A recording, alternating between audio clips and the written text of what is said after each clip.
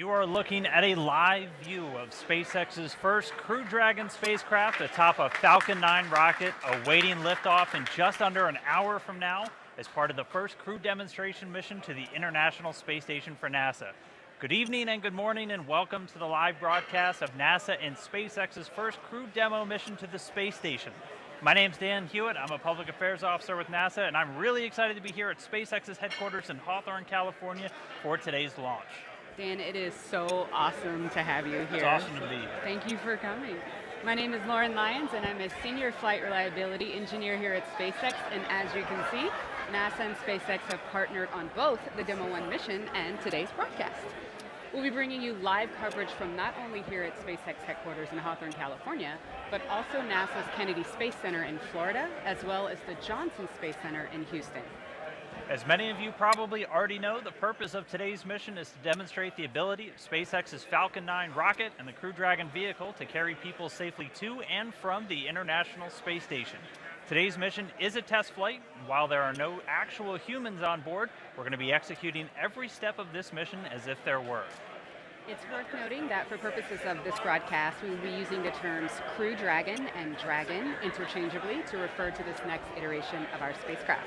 The Dragon we fly for our CRS missions has already made 16 visits to the International Space Station, but this is the first time that Crew Dragon is making that journey.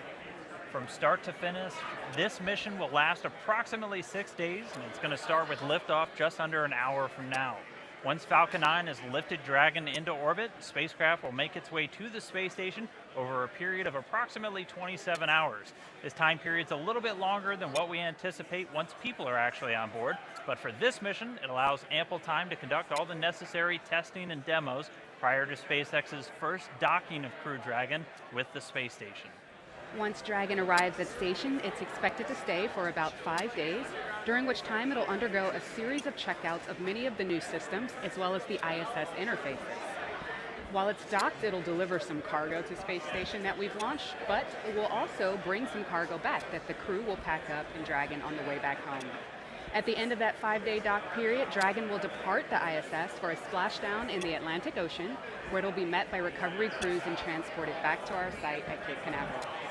And for everybody watching and following along at home, if you have a question about this mission or any of the upcoming crewed missions, we'd love to answer them later in this broadcast. You can send them in using the hashtag AskNASA on Twitter. This is such an awesome and exciting day for the teams both at NASA and SpaceX. And with just under an hour to liftoff, let's check in with the team over in Florida, broadcasting live from Kennedy Space Center.